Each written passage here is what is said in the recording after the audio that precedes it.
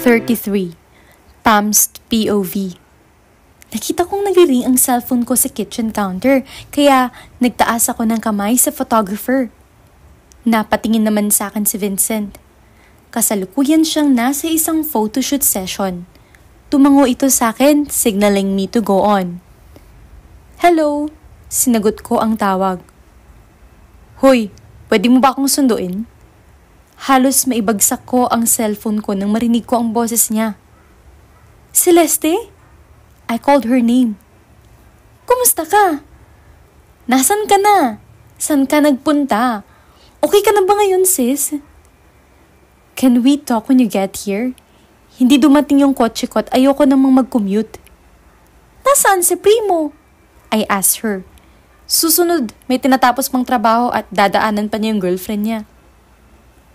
Hindi ka na gusto ng kapatid ko? Teka, pupuntahan kita. I asked her dahil nakakabigla talaga. Medyo maraming tao rito. Can you please pick me up and wag mo nang sabihin kahit kanino na umuwi ako, lalo na sa boss mo. Okay, sige. Isend mo na lang sa akin ang exact location mo. Teka, magpapaalam lang ako.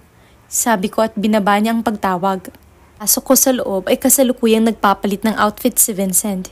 He agreed to be featured sa isang kilalang magazine. Vincent, gusto kong kumain ng lasagna today. Please? Na-interrupt ako nang biglang lumapit si Selena rito. Tumingin sa kanya si Vincent at ngumiti. We'll get one after this. Sabi nito. Gusto kong masuka, pero pinigilan ko ang sarili ko. I need to work for Vincent dahil nakakontrata ako hanggang end of term niya. Baby is hungry, Selena said and laughed. Napahinga ako ng malalim nang makita ang tiyan na hinahawakan niya. I think 4 to 5 months na siya. I bit my lip. Ito siguro ang dahilan kung bakit hindi na bumalik agad si Celeste. Mag-iisang taon na halos ang lumipas simula nang mamatay ang kasamahan nilang si Draven. The Ace team was tasked to bring him home to United States dahil doon nakabase ang pamilya ni Draven. They were supposed to stay there for a month or 2 dahil may special mission sila doon. Pero ang bumalik na lang sa Pilipinas ay yung tatlo, si Yuki, si Zaya, and Walter. Sa pagbalik nila, hindi na nila kasama ang kapitan nila. Hindi namin alam ang nangyari pero the last thing we heard is nag-undergo ng trial si Celeste dahil nga nag-fake identity siya. I wanted to go pero hindi kami hinayaan ni Yuki, saying mas mapapahamak lang si Celeste and that General Del Mundo and Dr. Scottfield will take care of her. Primo followed her to US pero hindi siya nagbabalita ng kahit ano tungkol kay Celeste. Masyado iyong loyal sa alaga ko kaya kahit nagkakausap kami, hindi siya nagsasabi sa akin about Celeste. Yun na ang huling balitang narinig ko sa kanya. Not until 3 months ago, wherein Celeste sent their annulment papers. At dahil makapangyarihang tao sila parehas, it was smooth. They were annulled in a month. Hindi na siya, si Mrs. Grayson. Hindi ko alam kung anong nangyari sa kanilang dalawa after nung magbakasyon sila at naambush ang Ace team at ang presidente. Hindi ko matanong si Celeste dahil wala nga kaming communication. At si Vincent naman ay iniiwasang pag-usapan siya at nangyari sa kanila. Ang alam ko lang ay nagkakamabutihan na si Selena at ang presidente. And now, they are expecting a baby. Selena happily announced her pregnancy and Vincent has been very caring sa kanya dahil magiging anak nila yon. Hindi ko alam kung nalaman ba ni Celeste to kaya pinush niya na makipaghiwalay sa presidente. Whatever the reason is, I know that Celeste wanted to be freed.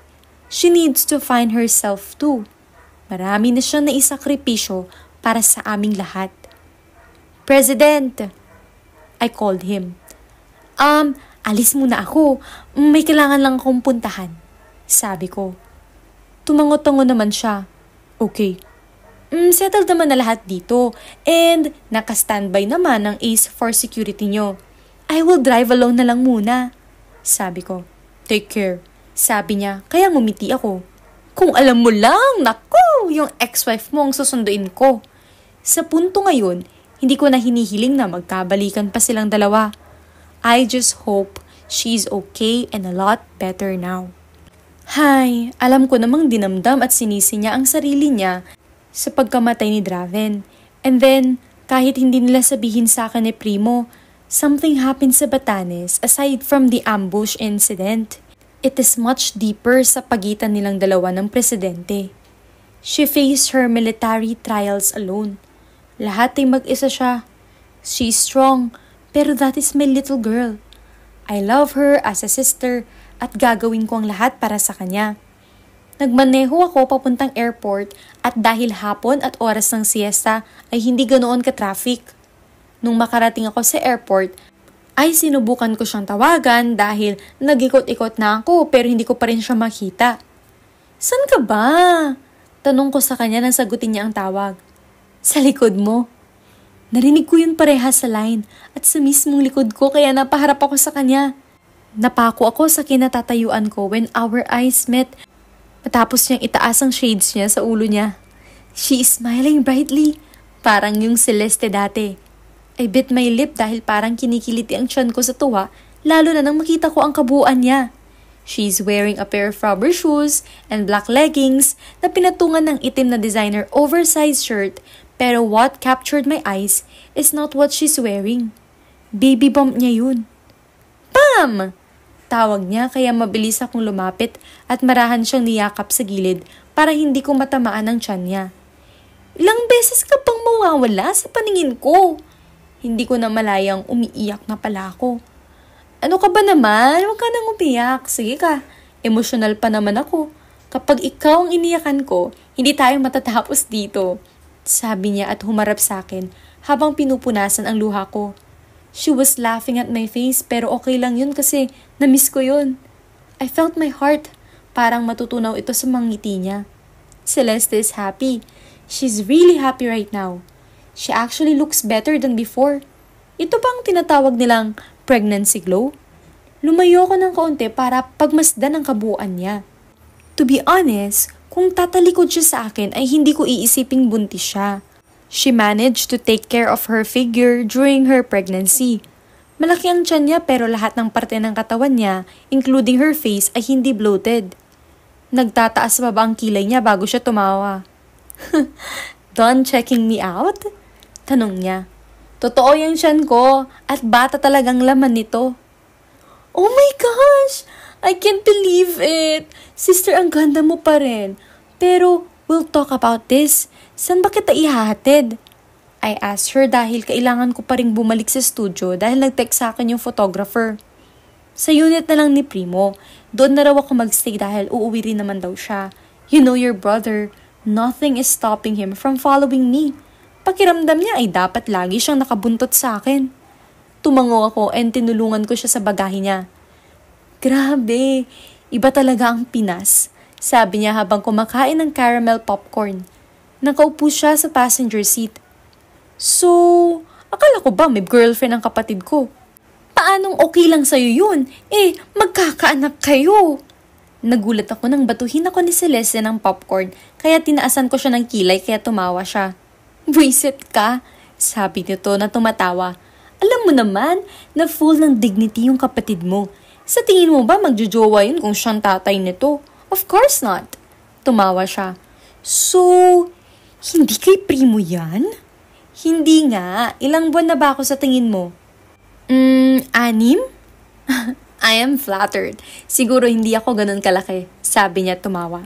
Pati sa pananalita at tono niya ay katulad na ng dati before the Rome part. The happy and bubbly Celeste Madeline. She smiled at tumingin sa daan.